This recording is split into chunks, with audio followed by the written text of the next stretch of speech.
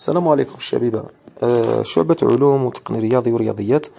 الجماعة اللي حابة تركز على بعض الأمور والمقترحات البارزة. كي نقول مقترحات، ربما كاين اللي ماهوش قادر يقرأ بزاف ولا تلفتلوش يقرأ في التاريخ.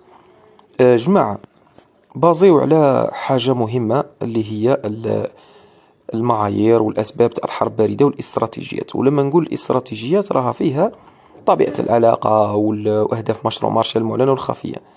يعني هذون يعتبروا أسئلة استنتاجية من الاستراتيجيات.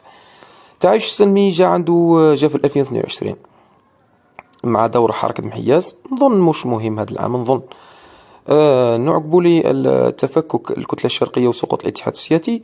هذا درس مهم، عنده مدة ما جاش، يعني عنده حوالي 3 سنين ولا 4 سنين ما جاش. أسباب والنتائج.